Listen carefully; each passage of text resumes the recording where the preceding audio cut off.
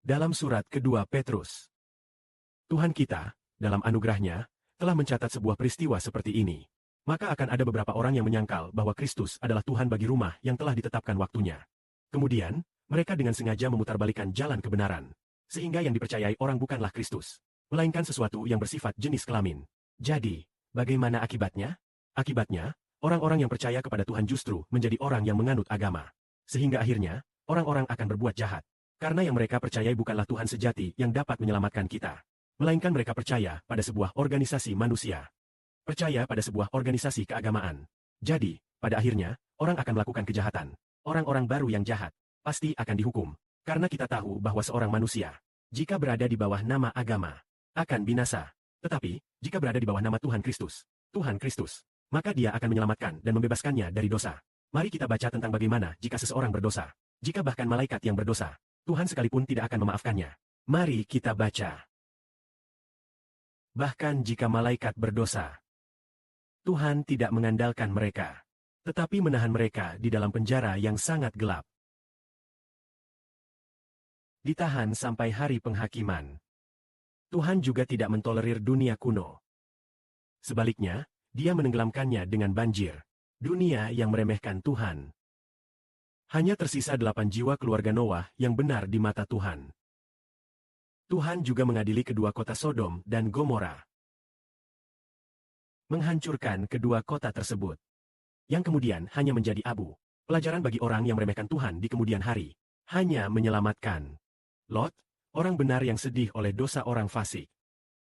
Karena orang yang benar itu berada di antara mereka. Yang setiap hari melihat dan mendengar. Mereka yang melanggar hukum. Sehingga hati keadilannya terasa terluka.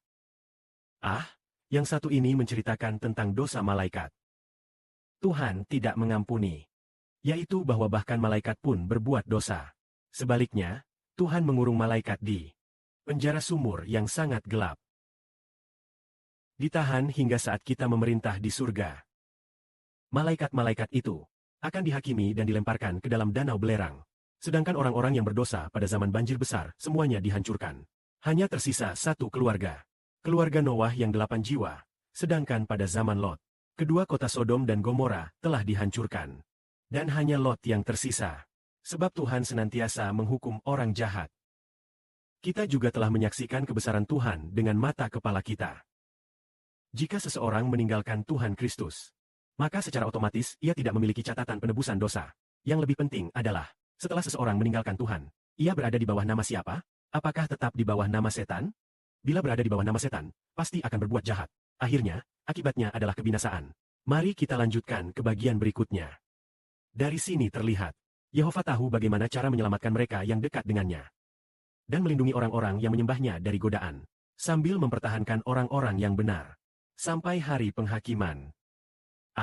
Dan meninggalkan orang-orang yang tidak adil. Sampai hari penghakiman. Hukuman. Mereka yang mengikuti keinginan tubuh. Yang meremehkan otoritas penguasa tertinggi. Mereka bertindak dengan sembrono.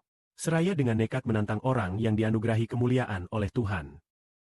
Artinya, bahwa orang-orang yang tidak percaya, sengaja memfitnah mereka yang beriman. Orang yang ditakdirkan Tuhan untuk dianugerahi kemuliaan besar. Mereka sengaja memfitnah kita, orang-orang yang beriman. Jadi, bagaimana akhirnya? Bahkan malaikat, meskipun memiliki kekuatan dan kuasa yang lebih besar, bukan berarti atasan tidak berani melontarkan kata-kata hinaan untuk mencaci penguasa tertinggi. Atasan tidak berani menggunakan kata-kata fitnah. Di hadapan Tuhan yang Maha Tinggi, mereka yang memiliki otoritas tertinggi darinya juga tidak berani menuntut. Artinya, bahkan malaikat di hadapan Tuhan juga tidak berani. Tidak berani mengutuk orang yang memiliki otoritas tertinggi dari Tuhan. Bahkan malaikat pun harus menghormati pelayanan Tuhan. Namun bagaimana dengan mereka yang telah ditentukan untuk binasa? Mereka sengaja menafsirkan Injil Kristus dengan salah. Memutarbalikkan kebenaran. Selain itu, mencemarkan mereka yang menjadi penjaga kebenaran. Akhirnya mereka pasti binasa. Kemuliaan hanya milik Bapa. Karena Dia yang menghukum orang jahat. Dan memberi upah bagi orang yang benar. Allah, amin.